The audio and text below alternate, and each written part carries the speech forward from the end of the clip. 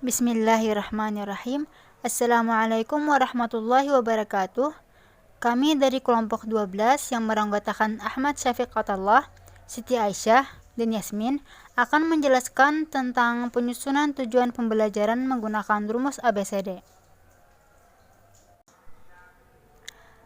Penyusunan tujuan pembelajaran menggunakan rumus ABCD. Setiap rumusan tujuan pembelajaran dikembangkan berdasarkan kompetensi atau kinerja yang harus dimiliki oleh peserta didik jika selesai belajar dan berhasil menguasai materi ajar tertentu.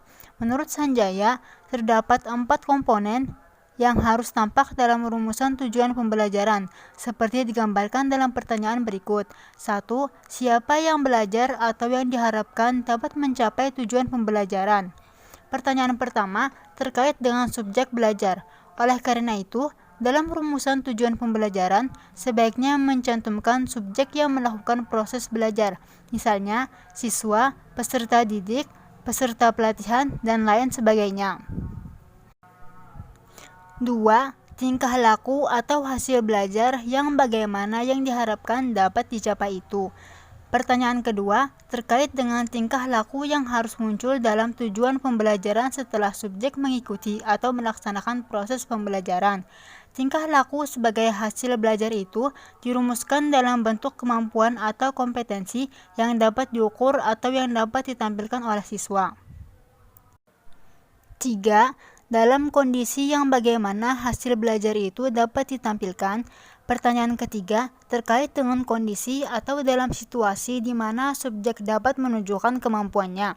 Dalam hal ini, rumusan tujuan pembelajaran yang baik harus dapat menggambarkan dalam situasi dan keadaan yang bagaimana subjek dapat mendemonstrasikan penampilannya. 4. Seberapa jauh hasil belajar itu bisa diperoleh?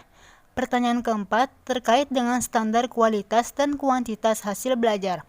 Artinya, standar minimal yang harus dicapai oleh siswa setelah mengikuti kegiatan pembelajaran. Rumusan tujuan pembelajaran memiliki 4 komponen. Yang pertama adalah audiens, yaitu siswa, mahasiswa, dan sasaran didik lainnya. Yang mana pelaku yang menjadi kelompok sasaran pembelajaran yaitu siswa itu sendiri. Dalam tujuan pembelajaran harus dijelaskan siapa siswa yang mengikuti pelajaran itu. Keterangan mengenai kelompok siswa yang akan menjadi kelompok sasaran pembelajaran diusahakan spesifik mungkin. Misalnya siswa jenjang sekolah apa, kelas berapa, semester berapa, dan bahkan klasifikasi pengelompokan siswa tertentu. Batasan yang spesifik ini penting artinya agar sejak awal mereka yang tidak termasuk dalam batasan tersebut sadar bahwa bahan pembelajaran yang dirumuskan atas dasar tujuan pembelajaran itu belum tentu sesuai bagi mereka. Yang kedua adalah behavior, yaitu perilaku yang dapat diamati sebagai hasil belajar. Adalah perilaku spesifik khusus yang diharapkan dilakukan siswa setelah selesai mengikuti proses pembelajaran.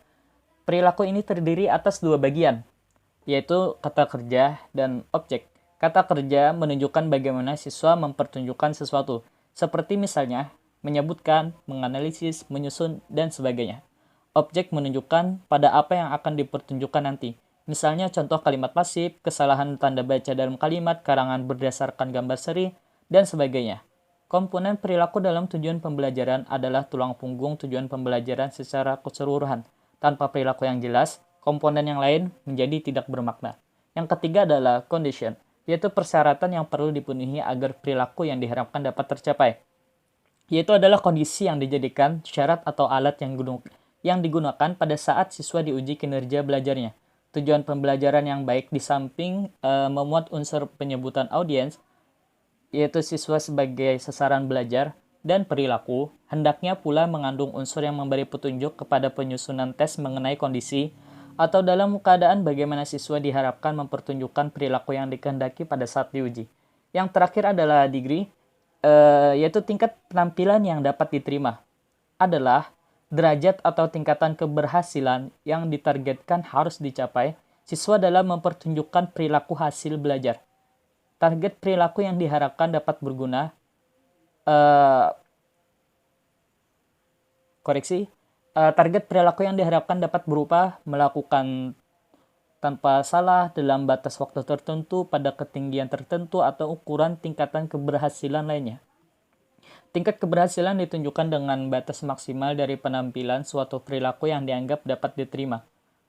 Di bawah batas itu, siswa dianggap belum mencapai tujuan pembelajaran khusus yang telah ditetapkan.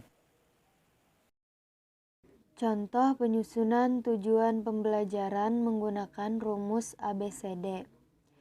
Berikut beberapa contoh perumusan tujuan pembelajaran yang memuat unsur ABCD sebagai berikut. 1. Siswa mampu menyusun kalimat persentensi menurut contoh yang diberikan guru sebanyak 3 kalimat dengan benar. A. Siswa. B. Menyusun kalimat persentensi. C. Menurut contoh yang diberikan guru. D. Sebanyak 3 kalimat dengan benar. 2. Peserta pelatihan dapat menerapkan model desain pembelajaran berdasarkan contoh dan latihan yang dilakukan pada setiap komponen pembelajaran yang benar. A. Peserta pelatihan. B. Menetapkan model desain pembelajaran. C. Berdasarkan contoh dan latihan yang dilakukan. D. Pada setiap komponen pembelajaran yang benar. 3. Mahasiswa mampu menjelaskan konsep perencanaan pengajaran setelah membaca modul yang diberikan dengan baik dalam waktu 30 menit. A. Mahasiswa. B. Menjelaskan konsep perencanaan pengajaran. C. Setelah membaca modul yang diberikan. D. Dengan baik dalam waktu 30 menit. Meskipun para ahli memberikan rumusan tujuan pembelajaran yang beragam, tetapi semuanya menunjukkan pada esensi yang sama, bahwa 1. Tujuan pembelajaran adalah tercapainya perubahan perilaku atau kompetensi pada siswa setelah mengikuti kegiatan pembelajaran. 2. Tujuan dirumuskan dalam bentuk pernyataan atau deskripsi yang spesifik. Yang menarik untuk digarisbawahi yaitu dari pemikiran Kem dan David E. Kapel bahwa perumusan tujuan pembelajaran harus diwujudkan dalam bentuk tertulis. Hal ini mengandung implikasi bahwa setiap perencanaan pembelajaran siogianya dibuat secara tertulis. Mungkin itu saja penyampaian materi dari kelompok kami. Salah hilaf mohon maaf. Wabillahi taufiq wal hidayah. Assalamualaikum warahmatullahi wabarakatuh.